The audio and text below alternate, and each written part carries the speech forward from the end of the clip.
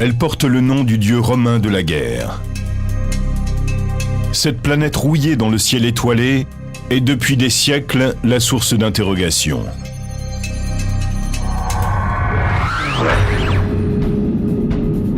Pourrait-elle abriter une civilisation rivale de la nôtre? Est-ce vraiment un visage que l'on voit à sa surface? Cette mystérieuse voisine du système solaire nous captive encore aujourd'hui.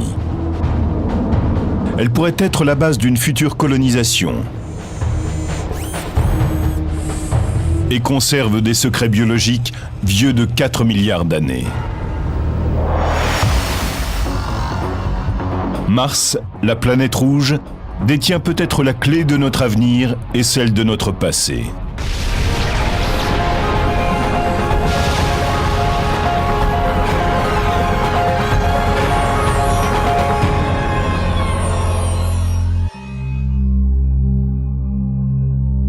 Si les êtres humains ont un jour habité une autre planète du système solaire que la Terre, c'est certainement Mars, la planète rouge, qui paraît la candidate toute désignée. Un visiteur venu de la Terre verrait ici de nombreux paysages qui lui rappelleraient ceux de chez lui.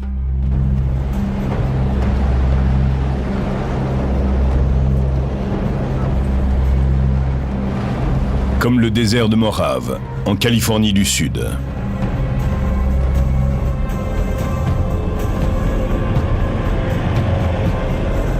Pour le géologue, astronome et biologiste Ken Nielsen, ce désert ressemble tellement à Mars qu'il vient ici pour essayer de mieux comprendre les conditions qui règnent sur la planète rouge.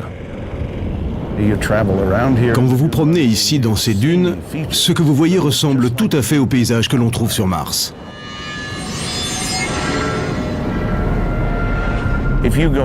Ensuite, si vous commencez à observer autour de vous, vous verrez des collines rouges, pleines d'oxyde de fer, comme sur Mars.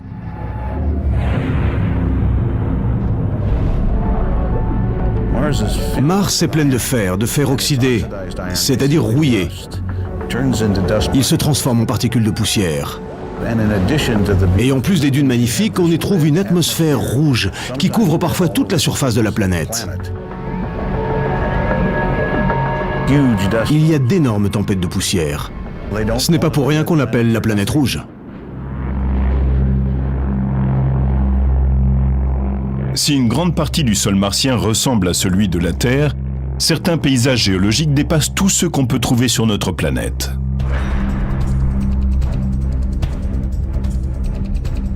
Une montagne, appelée Olympus Mons, le nom latin du mont Olympe, est le sommet le plus haut de tout le système solaire.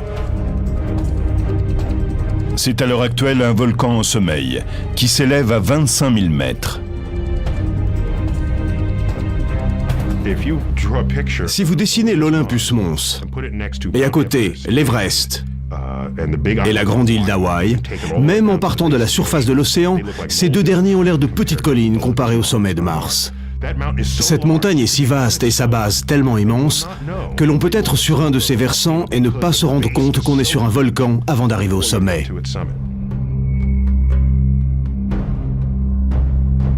Pourtant, aussi extraordinaire qu'apparaisse la surface de Mars, c'est un endroit très rude et inhospitalier. Attention, 5, 4, 3, 2, 1. La fusée Delta II décolle et emporte vers Mars l'esprit de la Terre.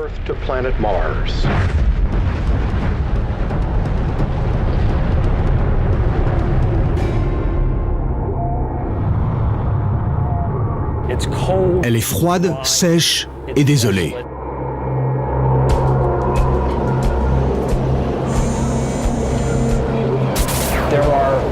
Il y a des tempêtes de poussière qui peuvent assombrir le ciel pendant des semaines, et parfois même des mois. Toutes les nuits, les températures descendent à plus de 100 degrés au-dessous de zéro.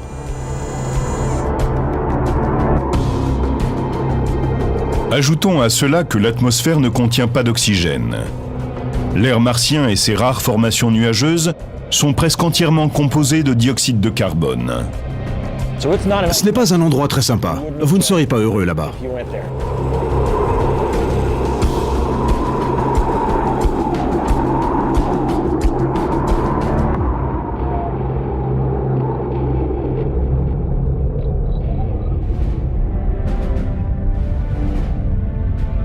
Mars est petite par rapport à la Terre, puisqu'elle est 2 fois moins grande. Et la distance qui nous sépare est de 51 millions de kilomètres. Elle semble n'être qu'un minuscule globe rouge dans notre ciel étoilé. Et pourtant, elle captive l'humanité depuis des siècles.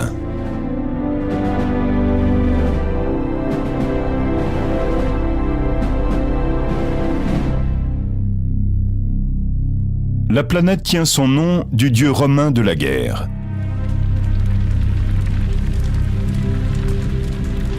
Les Romains associaient ce monde lointain à l'hostilité et à l'agitation, à cause de sa couleur rouge sang et de sa façon particulière de se déplacer dans le ciel. Mars divague. Elle ne fait pas comme les autres astres.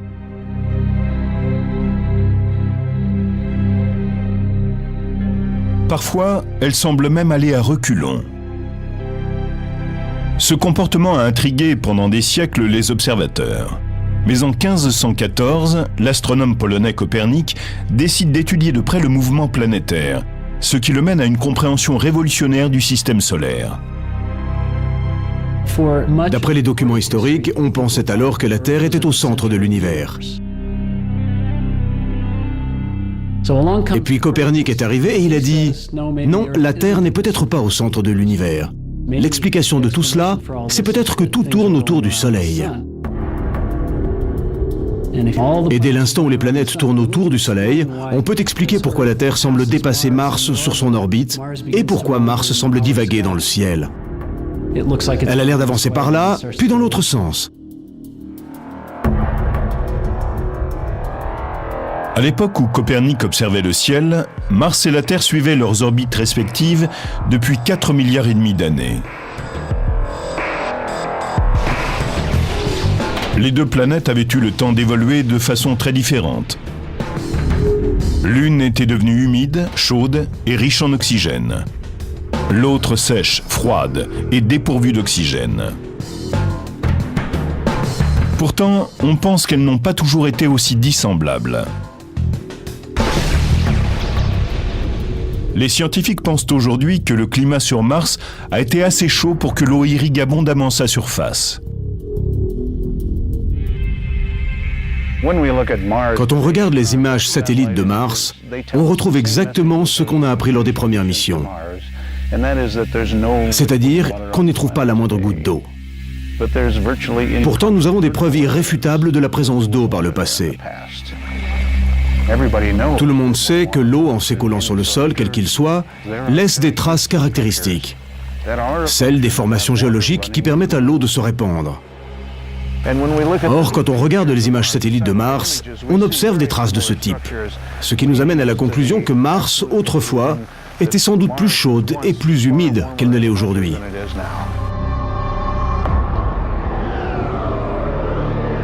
Il est certain qu'aujourd'hui, Mars est un désert implacable. Mais alors, que s'est-il passé? Quel processus cosmique a pu provoquer une telle transformation de la 4e planète du Soleil?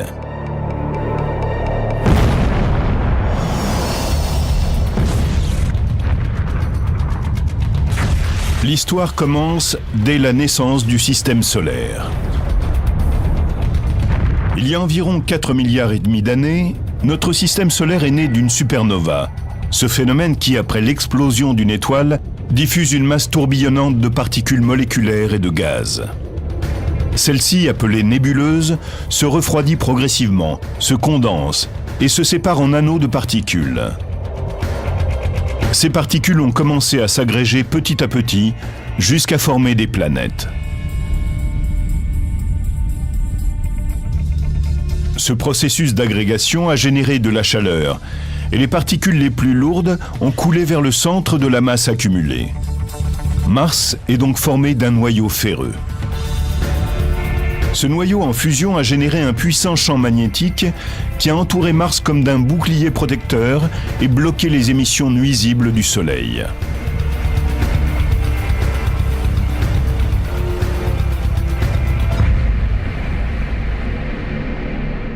Il y a une pression constante qui vient du Soleil et exercée par ce que nous appelons le vent solaire. C'est un plasma, constitué de protons et d'électrons, de rayons cosmiques, de toutes ces particules chargées qui pourraient ioniser l'atmosphère, qui pourraient le bombarder, comme nous disons. Mais en fait, Mars a perdu son bouclier protecteur et la majeure partie de son atmosphère. Et en cessant de s'agrandir, la planète a commencé à se refroidir. Le noyau de fer n'était plus en mesure de générer ce champ magnétique. Alors le vent solaire aurait commencé à balayer la surface de Mars. C'est un scénario auquel beaucoup croient.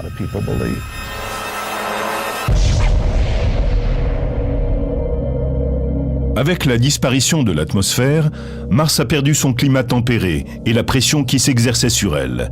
Et comme l'eau a besoin de climat tempéré et de pression pour demeurer sous forme liquide, elle a disparu de la surface de la planète. Si vous y mettez une casserole d'eau, celle-ci va s'évaporer très rapidement et essayer de geler en même temps. L'un ou l'autre finira par l'emporter, mais vous ne pourrez pas garder l'eau sous forme liquide. Il serait faux de dire qu'il n'y a absolument pas d'eau sur Mars.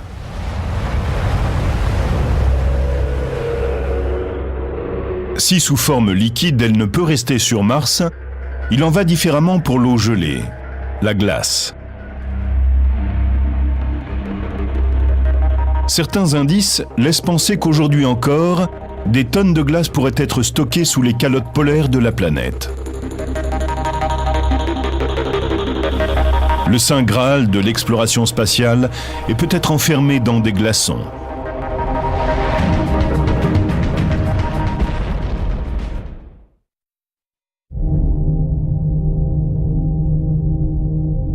On peut voir ces pôles depuis la Terre avec un simple télescope. Et ils sont sans aucun doute ce qu'on remarque en premier quand on approche de Mars dans l'espace. Les calottes polaires de Mars sont des étendues mystérieuses de neige glacée et tourbillonnante qui recouvrent ces deux pôles. C'est ce que nous appelons de la glace sèche, c'est-à-dire du dioxyde de carbone gelé. L'atmosphère est très fine et presque entièrement composée de dioxyde de carbone, si bien que quand il fait très froid, il se transforme en neige carbonique ou en glace carbonique. Ces calottes polaires toutes blanches offrent un contraste saisissant avec le reste de la planète rouge. Mais ce n'est pas cette concentration de neige carbonique qui intéresse le plus les scientifiques. C'est ce qui se cache peut-être en dessous qui pourrait avoir une importance capitale. Enfouis dans le sol, des millions de tonnes d'eau gelée attendraient, selon certains, d'être découverts. De l'eau gelée invisible à l'œil nu semble étendre ses ramifications dans toutes les directions sur des centaines de kilomètres. Les spécialistes pensent qu'il pourrait s'agir des vestiges de vastes océans. À l'heure actuelle, l'eau est sans doute congelée, formant une sorte de permafrost sous la surface. Mais peut-être y a-t-il eu dans certaines zones de Mars des pressions et des températures qui auraient liquéfié la glace et créé des aquifères, des zones où l'eau peut circuler librement.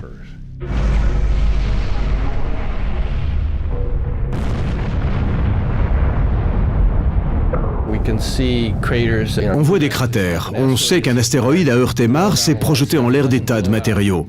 Mais ce n'est pas de la poussière sèche qu'il a dispersée. On n'a pas de débris en rayon autour du point de choc comme sur la Lune. Il a envoyé en l'air un genre de déchet boueux. Notre conclusion est donc que l'astéroïde s'est craché sur de la glace, sur une sorte de toundra analogue au permafrost du nord du Canada. Les vaisseaux spatiaux en orbite autour de Mars ont capté des signes qui tendraient à démontrer la présence d'eau gelée sous les calottes polaires. Les relevés approximatifs des sols ont indiqué un fort niveau d'hydrogène. L'eau est constituée d'une part d'oxygène pour 2 parts d'hydrogène. La présence de glace enfouie dans ces zones semble donc indiscutable. Mais si ces découvertes sont relativement récentes, cela fait plus d'1 siècle qu'on spécule sur la présence d'eau sur Mars.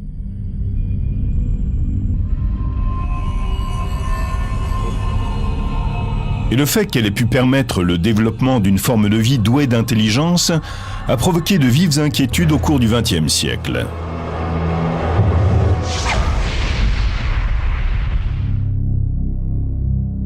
C'est en 1610 que les astronomes pointèrent pour la première fois leur télescope vers Mars.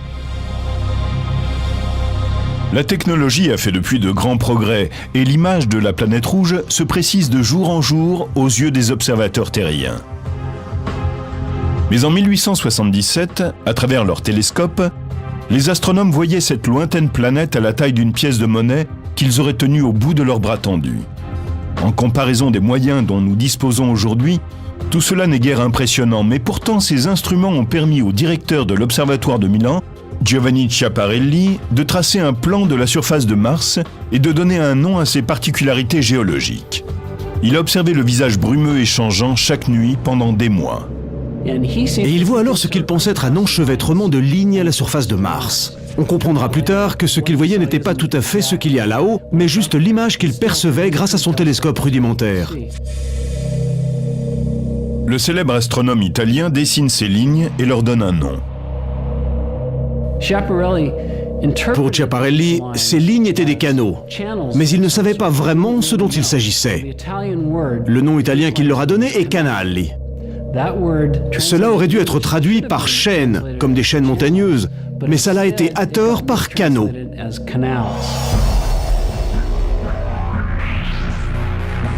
Il n'existe pas de ligne droite dans la nature. C'est pour cette raison que les dessins de Schiaparelli ont pu permettre à certains de penser qu'une forme de vie intelligente existait sur Mars. C'est une idée saisissante, dont les astronomes de l'époque ont débattu âprement. Plus tard, en 1894, un riche bostonien, Percival Lowell, est tellement intrigué par cette éventualité qu'il se fait construire un grand télescope à flanc de montagne dans l'Arizona, à Flagstaff. Et il passe les 20 années suivantes à observer et à dessiner la planète rouge, et à échafauder des théories à son sujet. Il était convaincu de voir des réseaux de lignes droites sur Mars et pensait que c'était des canaux. Or, quelle était la grande nouveauté de l'époque? Le canal de Panama. Donc il a pensé que c'était ce qu'une civilisation évoluée devait faire, des canaux.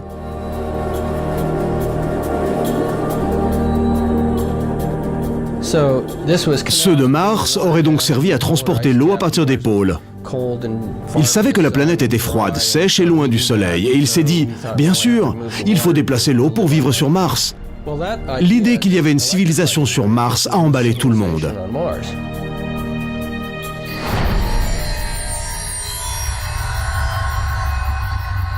C'est dans ce contexte qu'en 1938, au cours de la nuit d'Halloween, un jeune acteur nommé Orson Welles réalise une adaptation de La Guerre des mondes.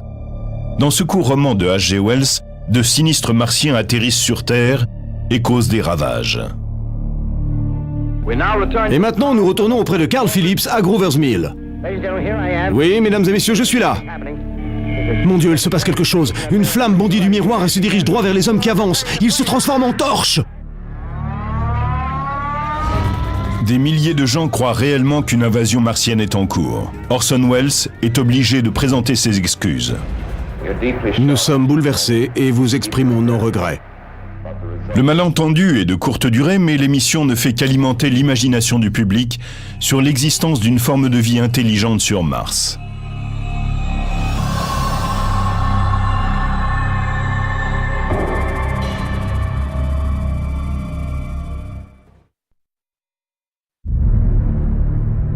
Cette planète intrigue les terriens depuis des milliers d'années. Et ce n'est qu'au milieu du XXe siècle qu'on en a enfin eu une vision plus précise.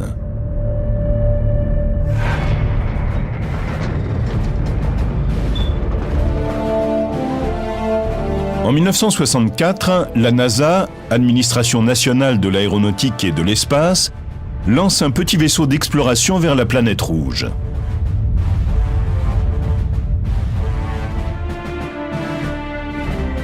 Mariner 4 est équipé d'une caméra. Il a pour mission de survoler Mars et d'envoyer des images vers la Terre. Il ne pourra effectuer ce passage qu'une seule fois.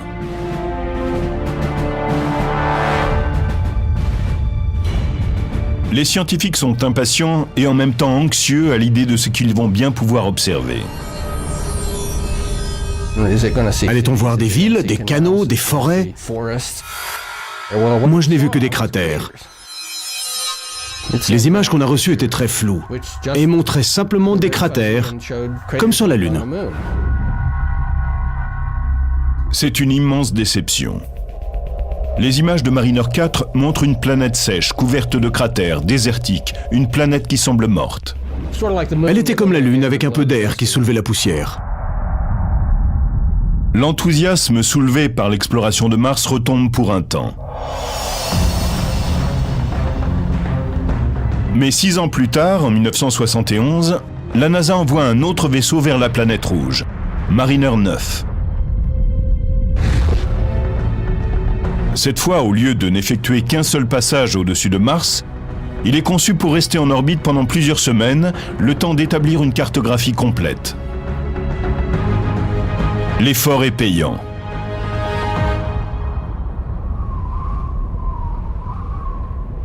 Après avoir attendu la fin d'une tempête de poussière qui balaie la planète, Mariner 9 commence à envoyer des images spectaculaires.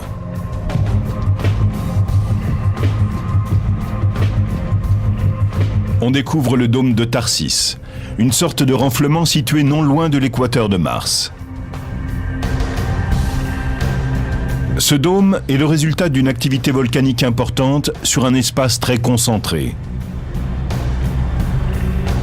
L'élément essentiel du dôme de Tharsis est son volcan bouclier, l'Olympus Mons.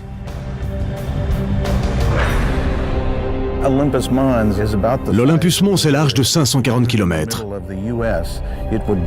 Il pourrait couvrir l'État du Missouri. Si un volcan de cette taille entrait en éruption, il recouvrirait probablement les États voisins. Et ma maison dans l'Iowa serait ensevelie sous la lave.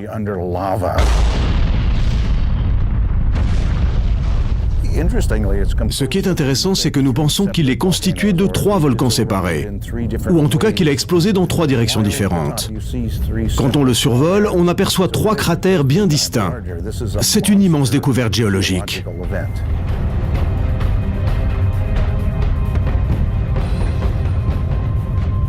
Si vous étiez sur son flanc qui s'élève de façon très douce et le sommet est très loin, à plus de 150 km, vous ne sauriez pas que vous êtes sur un volcan. C'est dire à quel point il est énorme.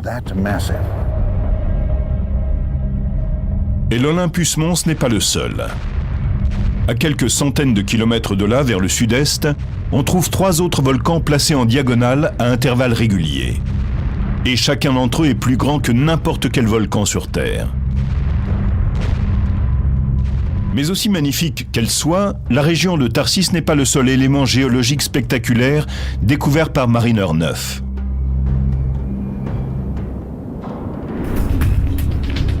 À la limite est du dôme, on peut observer une immense fracture dans la croûte de la planète rouge. Elle a été nommée Vallée Marineris, en l'honneur du vaisseau Mariner 9. Regardez, elle est aussi vaste que les États-Unis. Elle est vraiment très nette. Vous connaissez le Grand Canyon. Gonflez-le, filez-lui des stéroïdes jusqu'à ce qu'il atteigne la taille des États-Unis et vous aurez la vallée Marineris.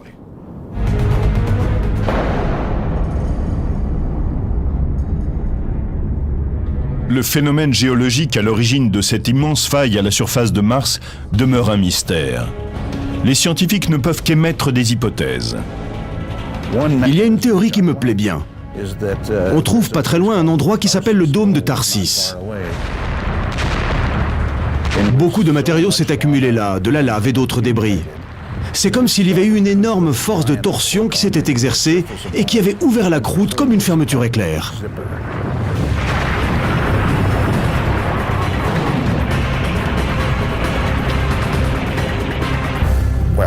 Je ne sais pas si c'est vrai, mais il faut qu'il y ait eu un phénomène qui ne ressemble à rien de ce que nous connaissons pour expliquer l'origine de cette faille.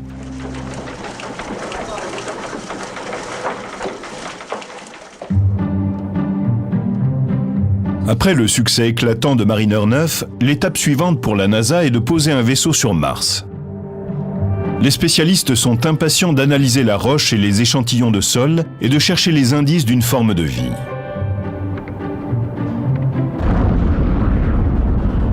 En 1976, la mission Viking arrive sur la planète précisément dans ce but.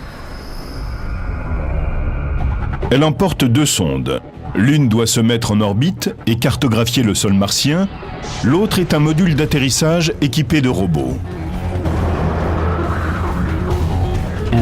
On arrive, on racle le sol et on ne trouve rien du tout.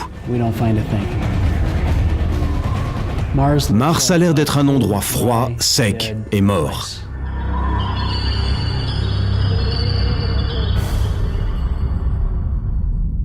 Mais alors que la première sonde Viking peine à la surface et ne trouve rien qui puisse faire les gros titres des journaux, la sonde mise en orbite parvient à saisir une image surprenante.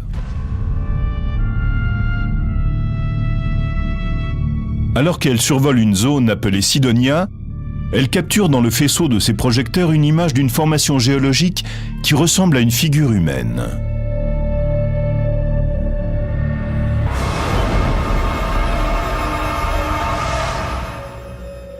Les hommes de la NASA présentent la photo à la presse, en indiquant comme une plaisanterie qu'ils ont rencontré un visage sur Mars. Dès qu'il est mieux éclairé, cet élément de la surface martienne ne ressemble pas du tout à une figure humaine. C'est juste un ensemble de collines. Mais dans certains cercles, l'histoire du visage de Mars et l'idée que la NASA veut cacher ce qu'elle a découvert continuera à courir pendant plusieurs années.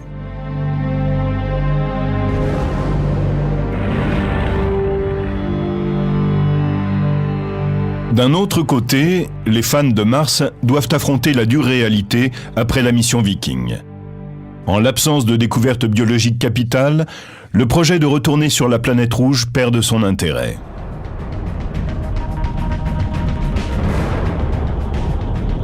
Et puis en 1984, un jeune scientifique en expédition dans l'Antarctique fait une découverte qui donne immédiatement un nouvel élan à la quête d'une vie inconnue sur Mars.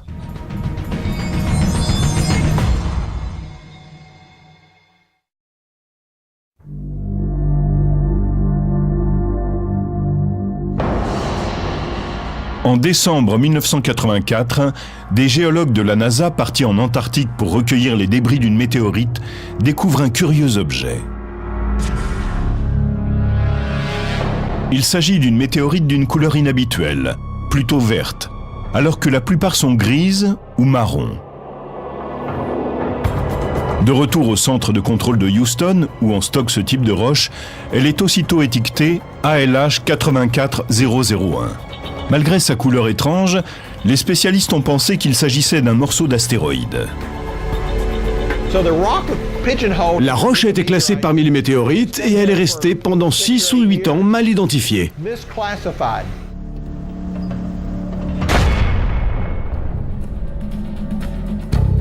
Puis, au début des années 90, un analyste qui effectue des recherches sur les astéroïdes place un morceau d'ALH 84001 sous un microscope à électrons.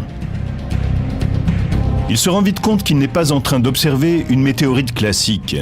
Il a sous les yeux un morceau de la planète rouge. La pierre présente des caractéristiques analogues à celles d'une autre météorite martienne trouvée en 1979.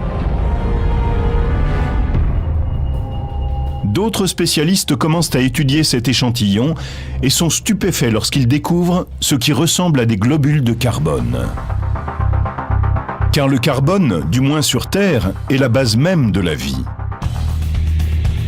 C'est David McKay qui dirigeait le groupe de recherche.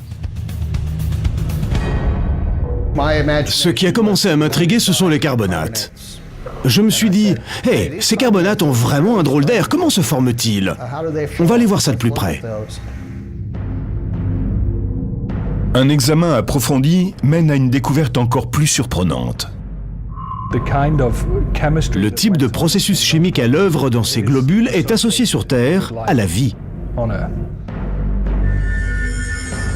Une image obtenue par un microscope électronique à scanner présente une structure qui pourrait bien être de nature biologique, on dirait un peu un ver. Serait-ce une trace de vie primitive sur Mars? Je pense que ce ver relève de la biologie. Il est peu probable qu'il s'agisse d'un fossile entier de bactéries. Cela pourrait être un morceau de bactérie ou un élément, mais de mon point de vue, c'est un élément biologique.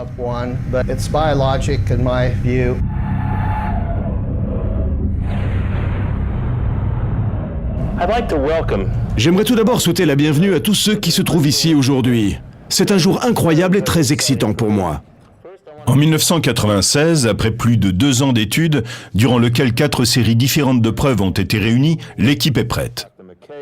Elle émet une hypothèse. Il est bien possible qu'ALH 84001 contienne la preuve qu'il y a eu une forme de vie sur Mars. Donc nous en concluons que c'est la preuve qu'il a existé une forme de vie sur Mars. La NASA donne une grande conférence de presse, mais personne n'est convaincu. Les laboratoires du monde entier réclament des échantillons pour effectuer leurs propres analyses. Finalement, après des mois de débats parfois envenimés, tout le monde se met d'accord pour dire qu'il n'y a pas de consensus. On publie des articles qui appuient la déclaration de la NASA, mais ceux qui démolissent cette théorie sont bien plus nombreux. Je peux avoir la première diapo, s'il vous plaît? Les images que vous voyez là pourraient représenter tout un tas de choses. De nombreux chercheurs sont convaincus que ce qu'on voit dans cette pierre, et qui semble indiquer la présence d'une forme de vie sur Mars, pourrait ne refléter qu'une activité minérale. Pour la plupart des gens, il n'y a pas d'activité biologique dans cette météorite venue de Mars. L'hypothèse de départ de Dave est fausse. À mon avis, à ce stade, il est trop tôt pour émettre une hypothèse. Je ne pense pas que le travail soit assez avancé pour que l'on puisse dire grand-chose.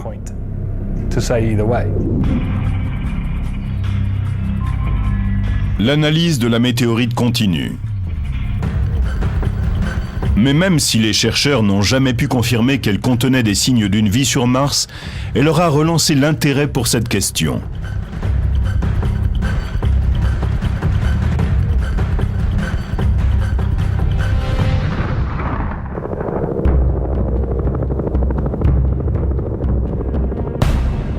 Étrangement, ce nouvel élan conduit à nouveau les spécialistes en Antarctique.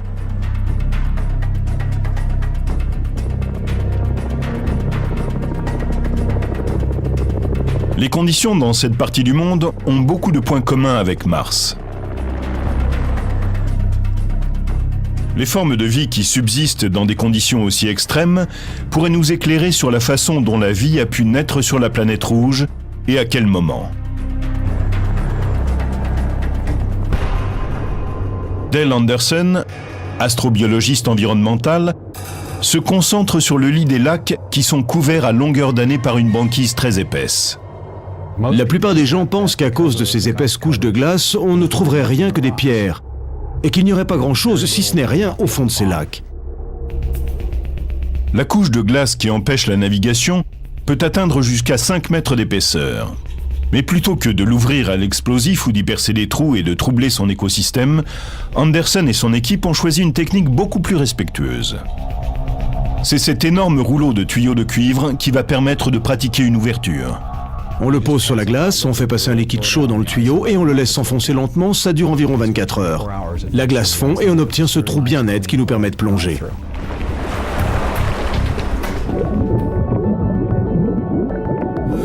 Les plongeurs entrent dans l'eau vêtus de combinaisons qui les protègent entièrement. Et ce qu'ils découvrent au fond de chaque lac de l'Antarctique, ou presque, témoigne véritablement de la ténacité de la vie. Des tapis d'organismes microbiens prospèrent dans ces environnements frigorifiés, où la lumière du soleil ne pénètre pratiquement pas. La plupart des gens pensent que si au fond des lacs, on dispose de moins d'1% de la lumière de la surface, la photosynthèse ne peut s'opérer. Pour eux, il n'y aurait pas assez de lumière pour vivre. Eh bien, on a découvert que la photosynthèse était possible à des niveaux de lumière inférieurs à 0,1%. Pour Anderson et son équipe, ces fonds immaculés sont comme une fenêtre sur le passé. Il n'y a pas d'organismes évolués, pas de poissons, pas d'insectes, pas d'animaux rampants. Ces communautés microbiennes ont donc la possibilité de se développer tranquillement, sans interaction avec des animaux ou des plantes. Et du coup, ils évoluent de façon particulière. Est-il possible qu'une forme microbienne similaire soit toujours en activité quelque part sous la surface gelée de Mars? En particulier aux 2 pôles, riches en hydrogène. Anderson et d'autres spécialistes pensent que cela vaut la peine de se pencher sur la question.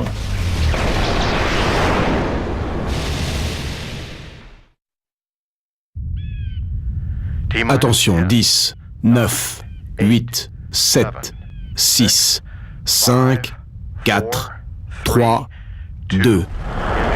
Début de la mise à feu et décollage de la fusée Delta II avec Mars Exploration Rover.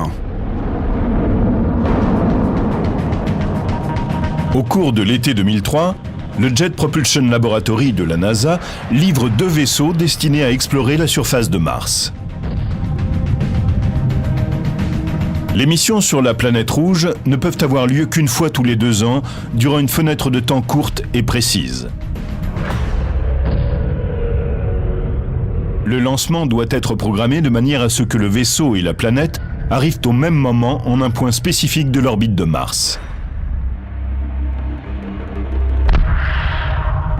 Le voyage de 54 millions de kilomètres peut prendre plus de 7 mois. Et la trajectoire doit être parfaite. La précision qu'il faut pour aller de la Terre à Mars et atteindre un point précis est la même que celle qu'il vous faudrait pour lancer un ballon de basket de Los Angeles à New York et le mettre dans le panier, bien au milieu. Tout est prêt pour se poser. Nous sommes à 6 minutes de l'arrivée dans le cratère de Gusev, dans l'hémisphère sud de Mars. Vitesse actuelle, 2000 km/h. Parachute dans 5 secondes.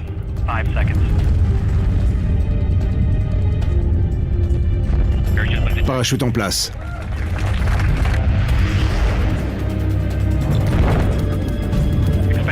Sortie de la fusée à mon signe.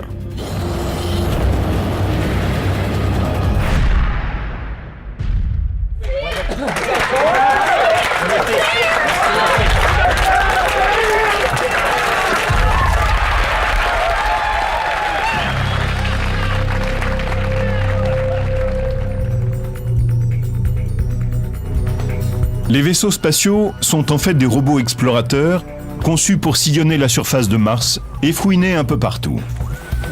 Les rovers sont des robots géologues.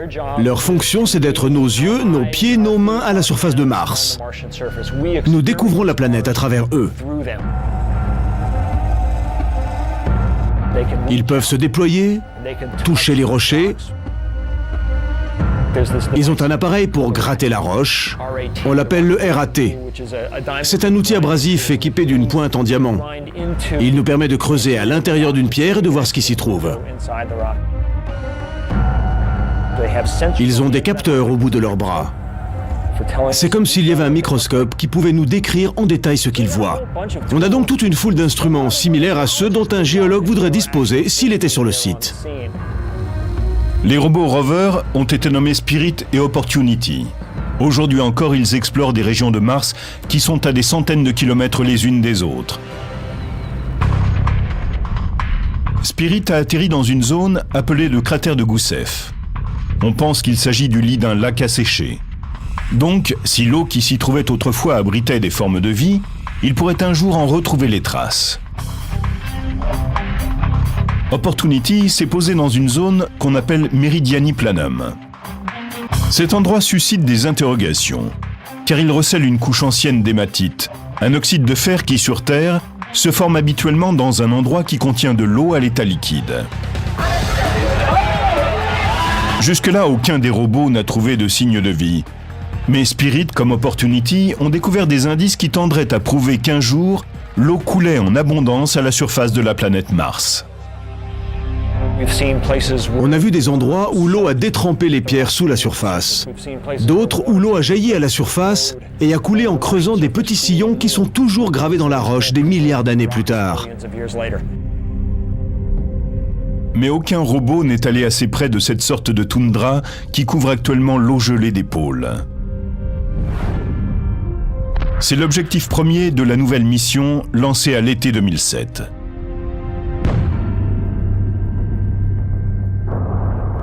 La mission Phoenix a pour projet de déposer un atterrisseur dans la région du pôle nord de Mars.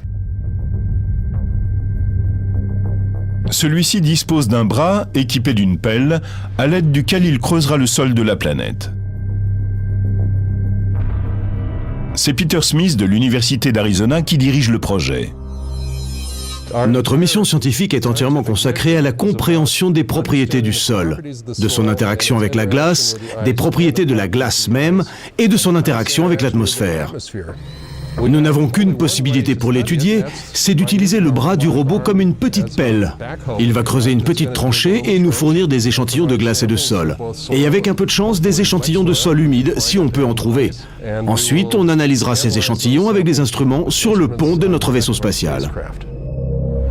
L'atterrisseur émettra des signaux depuis la surface de Mars et transmettra ainsi son rapport d'analyse des sols et de la glace.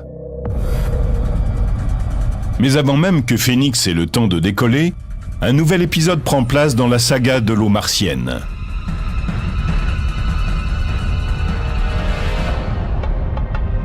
Des images, transmises par un vaisseau en orbite autour de la planète rouge, révèlent les traces d'un événement tout à fait inattendu. Il semble qu'une sorte de liquide ait coulé, au cours de ces dernières années, dans un petit fossé au bord d'un ravin assez profond. En 2001, le vaisseau orbiteur avait pris des photos du même endroit, mais rien d'intéressant n'était apparu sur ces clichés. Cette fois-ci, on voit dans le fossé un résidu blanc déposé là sans doute par un écoulement de liquide, peut-être à l'endroit où de l'eau aurait jailli du sol et coulé sur une certaine distance avant de se transformer en vapeur et disparaître. Les spécialistes ne comprennent toujours pas ce qui a pu provoquer cet écoulement, mais beaucoup pensent que c'est la conséquence de la chaleur qui existerait encore à l'intérieur de la planète. De toute évidence, il s'agit d'une planète qui a connu une activité volcanique. Beaucoup d'entre nous espèrent encore trouver dans certains endroits des phénomènes hydrothermaux. Non pas simplement pour avoir de l'eau liquide, mais parce que celle-ci indiquerait la présence d'un environnement où la vie aurait pu se développer et même se maintenir. Le but de tout cela est bien entendu la recherche de formes de vie. Quand tout est dit, l'engin prend le relais de cet extraordinaire exploit scientifique et explore la planète rouge, porté par le pressant désir de l'humanité de savoir si la vie existe quelque part ailleurs, dans les vastes étendues spatiales. Je pense que depuis l'aube des temps, les hommes ont cherché à savoir pourquoi ils étaient là, ce qu'il y a là-haut, et s'il existe plus que ce que l'on voit.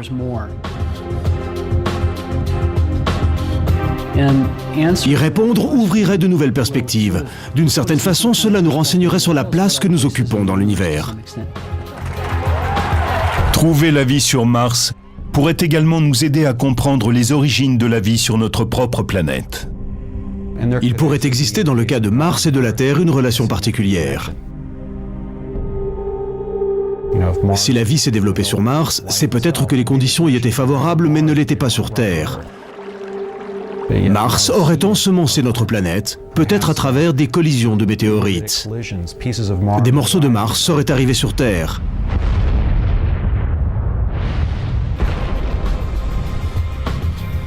Ils seraient arrivés avec des cellules de vie qui s'y seraient développées. Peut-être sommes-nous tous des Martiens, à moins que ce ne soit le contraire et que la vie soit née ici pour se déplacer ensuite sur Mars.